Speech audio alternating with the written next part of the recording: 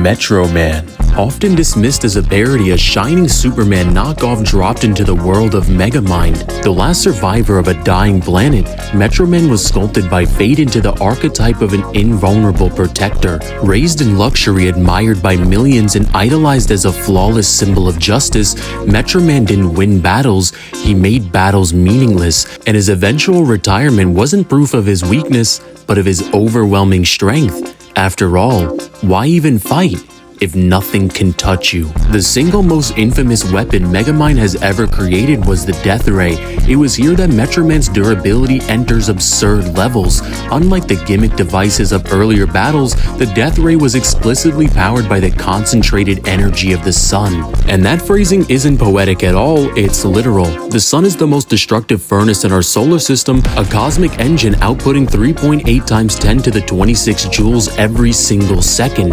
That's the equivalent of detonating 91 billion megatons of TNT per second. To put this into perspective, the most powerful bomb humanity has ever built, the Tsar Bomba, was 50 megatons, which means the sun produces the force of 1.8 billion Tsar Bombas every single second. And this is the power that Megamind was able to channel, a star compressed into a single beam of destruction.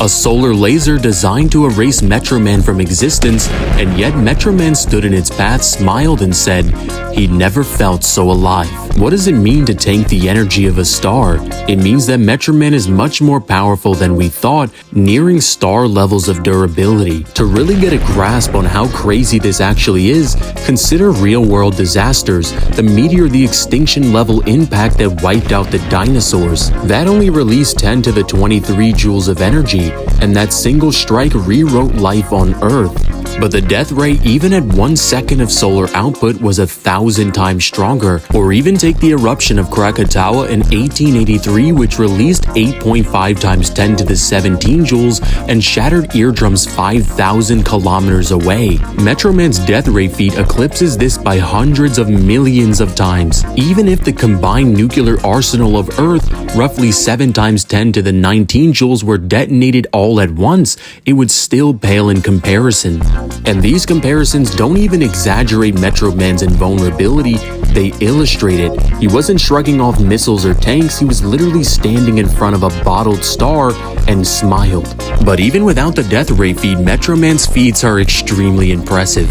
Even while retired and visibly out of shape as Music Man, he casually tunneled to the Earth's core in under a minute. That means tearing through 2,900 kilometers of mantle and crust, denser and hotter than anything humans can engineer, and roughly 50 kilometers per second. To move at that speed requires energy outputs in the exaton range, around 10 to the 18 joules. And remember, like I said before, the energy of the meteor that destroyed the dinosaurs was 10 to the 23 joules of energy, which means Metroman, while retired, is coming close to the energy that wiped out the dinosaurs, and he's doing this casually. For comparison, the Tunguska event of 1908 flattened 2,000 square kilometers of Siberian forest with an estimated 10 to the 17 joules of energy. Metroman's tunneling feat exceeds this by a factor of 10, all performed without struggle, without injury, and without the sense that he was trying to push himself.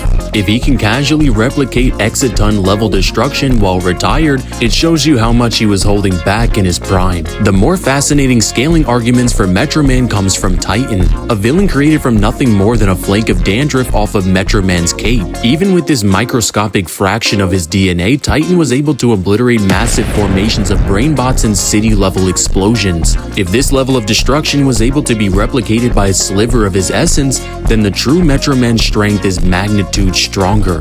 If Titan is a spark, then Metroman is a wildfire. If Titan is a dynamite stick, then Metroman is a nuclear bomb. But this is pretty obvious, as Titan, even after getting all of the powers of Metroman and training to learn how to use them, was completely terrified of fighting Metroman one-on-one, to the point that he didn't even believe he would survive a single punch. Yet strength and durability are only only part of the picture. Metroman's speed is where he really shines. In one of the most famous scenes, he perceives a frozen frame of video, a moment less than a second, as hours of activity. In that instant, he was able to reread books, reflect on his life, and plot a plan to fake his death. This feat implies 86,400 times time dilation, meaning he can process reality tens of thousands of times faster than normal. But his crowning speed feat comes during the death ray sequence. As the solar beam approaches, Metroman flew to a nursing school and back before the light even arrived. Light itself moves at nearly 3,000 kilometers per second, capable of circling the Earth 7 times in 1 second. But Metroman was able to outrun it and perceived it in slow motion and returned before anyone realized he had even moved. This would mean Metroman's speed without even trying is faster than light plus. For perspective, the fastest aircraft ever built, the SR-71 Blackbird, travels at 3,500 kilometers per hour. Metroman could cover the distance before the Blackbird engines even roared to life. And keep in mind, this is while Metroman is heavily mentally nerfed, as he literally says that his head just wasn't in the game that day. But what is a superhero without them lifting some pretty heavy stuff? Metroman is capable of moving hundreds of thousands of tons. This is the equivalent of hosting an air carrier as casually as one strums a guitar, but scaling places him even higher. Titan, while powered by a fraction of Metroman's DNA through Metro Tower, a massive skyscraper weighing millions of tons across a city block. Metroman outscaling Titan with just a fraction of his strength, meaning he can move billions of tons. And it's not like lifting steel beams, that's shifting mountains, that's juggling tectonic plates. In terms of stamina, Metroman once went through an entire day in super speed, perspective moving, thinking, and acting non-stop. And he does this without even showing the slightest sign of fatigue. He doesn't just endure fights, he endures existence at impossible speeds. And his versatility completes the arsenal. Heat vision precise enough to cut through steel at 1,500 degrees Celsius, super breath capable of extinguishing raging fires, telescope and X-ray vision, meaning he can see almost anything, and of course walking on water that mocks the laws of physics. Metroman isn't just strong or fast, he's a toolbox of powers and he's mastered all of them. With all of this assembled, the truth is undeniable. Overall, Metroman would scale from multi-continental to nearing star level with faster than light plus speed. Metroman didn't retire because he failed, he retired because the world failed him. In a sandbox designed for rivalries, he was a god with no equal.